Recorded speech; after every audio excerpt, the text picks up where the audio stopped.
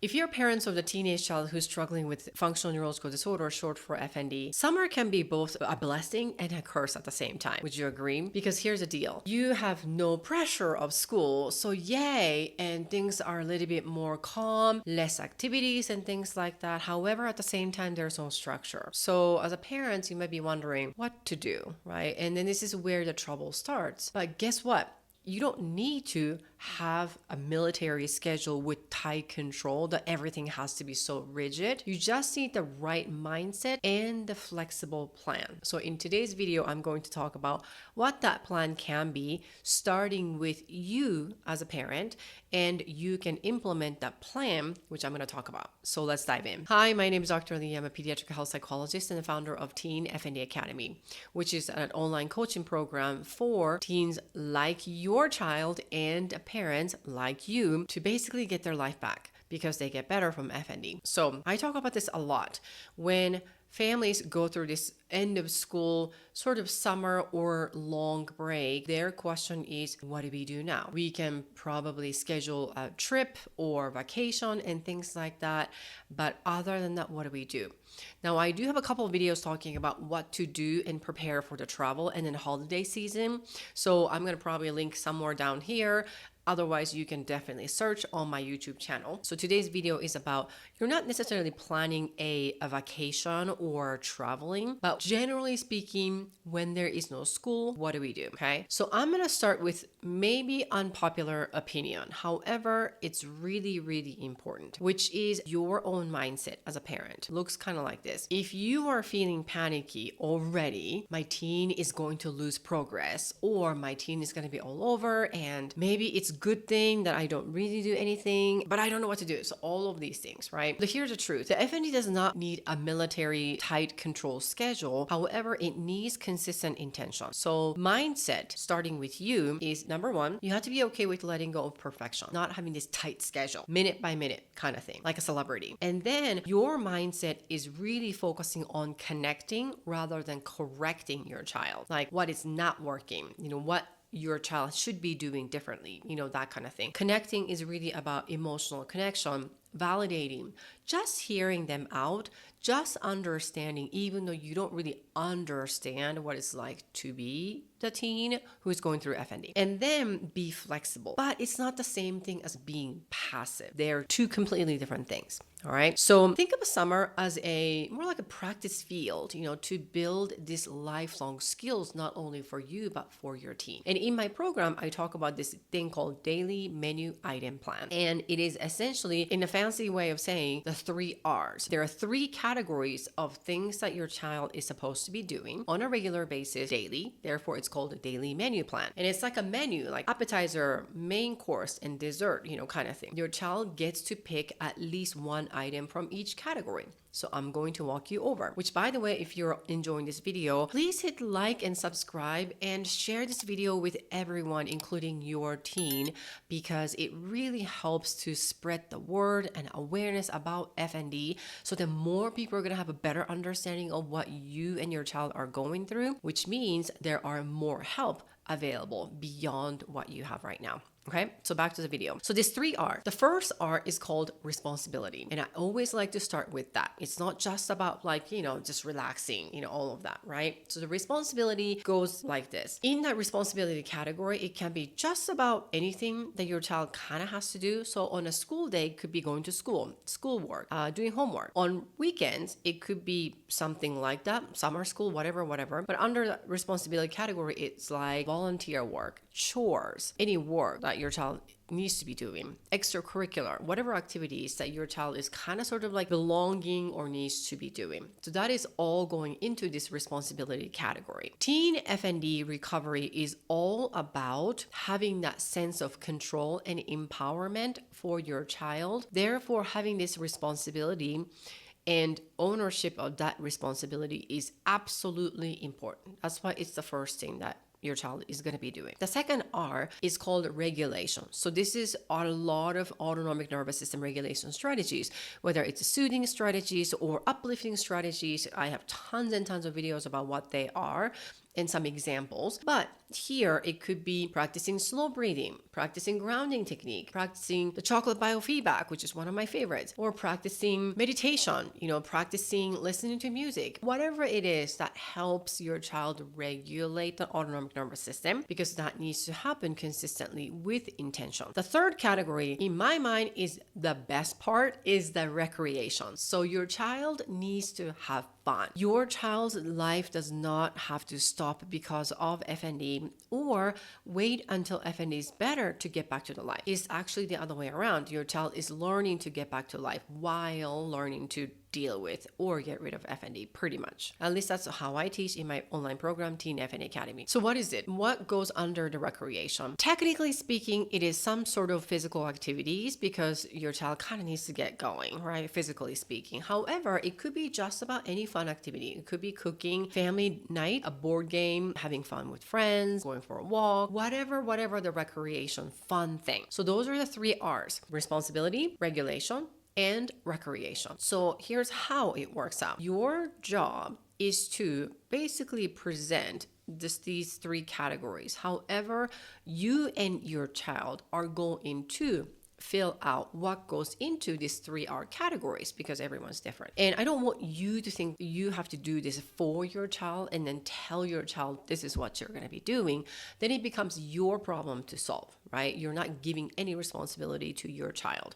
You're just basically demanding your child of what you want your child to do, which is not the same thing as supporting. Okay, so write it out, and then you can use my examples as a sort of like a basic template if that is helpful. And so these are some ideas, like the volunteer chore. It could be more specific, cleaning your room, doing the laundry, whatever, right? Yard work, stuff like that. And then regulation strategies, write it out, whatever that is.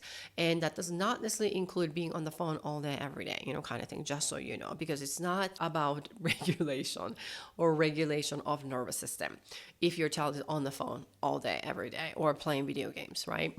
Although it can be that, I would say that goes under the recreation, right? So then again, have your child write all the kinds of recreation things that your child wants to do. Here's my basic formula. Whatever your child puts there, as long as you're okay with it and the thing that your child is wanting to do is safe and healthy, then I would say kind of doesn't matter. So that's my 2 cents that right there. So when you create the theme, your child is going to pick at least 1 item per category. So minimum of 3 items or more things to do. That is sort of like a balance. So it's not like a 10 recreation to like a 0.5, responsibility kind of thing. At least 1 item in each category. So you do that, and then you can also set something like, hey, I think this is going to be helpful, and maybe how do you feel about making it more fun activity, so then your child has something to look forward to. So I'm talking about external reward, if that helps, right? So when it comes to the reward, I'm just going to go through really quick because it's kind of related to the daily menu item plan, but you don't have to attach it all together. But if your child is like, so hard to do, then external reward can be helpful, especially in the beginning part of it. So here's how it goes. I want the child to be the one to write all the things possible on the list as a reward, because it's not, again, about you choosing it for your child. Remember, it's about empowerment. So your child gets to write it out. Small, medium, large, impossible. It doesn't matter at this stage. I just want your child to get excited about, I get to pick and choose whatever I want, that kind of thing, right? And then you as a parent don't have to say yes to everything. However, you're the one who is going to sort of set the parameter, not by saying, no.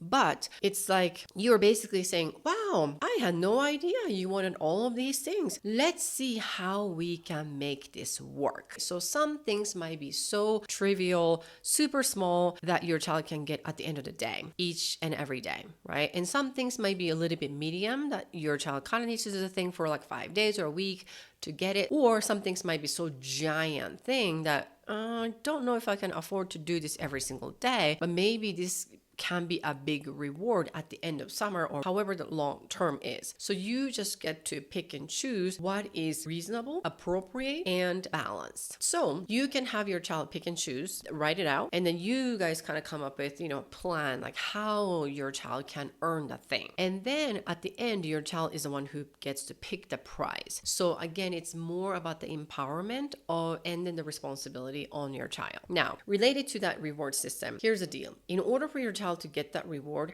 your child has to do the thing, the daily menu, on their own, and report the fact that they did it in order to receive the thing. So you as a parent are not the one who is chasing after the clipboard, nagging. This is one more thing that you have to manage. Did you do it? Did you do it? Did you do it? That kind of thing.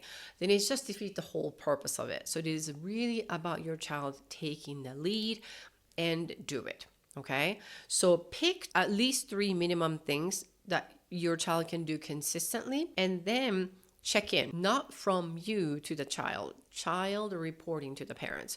So let's just say if your child did it but didn't report, then your child doesn't get the reward. And so this is where your child's reward has to be something that your child is excited about, right? So there is that. And again, the structure at the core helps for the nervous system to be regulated better. And so have some sort of the structure is really helpful. The other thing is a repetition of these recovery skills. If you have been already practicing it, I would say summer is not the time to take a break from healing. In fact, summer is the healing time because they have less things to do. So there's that. So regulation skills and social engagement, all of these 3 R's are the healing that your child can be doing. So that is an important part that you want to emphasize. But it's not so much of like you again demanding, see, this is important. That's why you have to do it. It's more about, hey, we got this idea. This sounds really doable, and I think this might be good for me as a parent, so then I don't have to nag you throughout the time during summer, and we want to be proactive about it, so let's come up with kind of loosey-goosey plan. And you can try for a week and see how it goes. And you can kind of review, okay, what worked, what didn't work, and then, okay, this reward was kind of ridiculous. Okay, so then we have to change things up, or, wow, this is too easy. Okay, so we can up the game, that kind of thing. So again, flexibility is the name of the game. It does not have to be military schedule, tight control from the day one. And again, key tips, avoid all or nothing. Like, oh my gosh, we're behind, all of that. And then just pace yourself as a parent too. And then it's really, really important to praise and focus on the effort rather than the outcome. So whether your child is practicing this daily menu item plan, even if the daily menu item plan does not directly result in today my son or my daughter did not have an FND, has nothing to do with that. It has everything to do with learning the skills to be resilient with or without the symptoms. Therefore, outcome measurement or the sign of improvement is directly measured by the functioning level and the ability to respond when and if the symptoms happen rather than the absence of symptoms. Now, if summer is feeling chaotic or scary for you just because you have no support, no clue what you're doing, and you feel so lost and frustrated and all of that, it just does not have to be. Use this daily plan to begin with, but if you're wanting the specific guide on how you can continue to keep your child accountable, so then you don't need to step in all the time and you feel frustrated and upset and then nagging and all that jazz, and then starting like having argument and things like that, because it doesn't help anybody, then you might want to consider joining my program, Teen FND Academy. The link is down below, and apply for the program and then see if you qualify for the program. I will be talking to you, at least at the time of this recording, directly to you and then your child, and then see if we are good. So then I know that I can help you to begin with. Thank you so much for watching this video, and I will see you in the next video.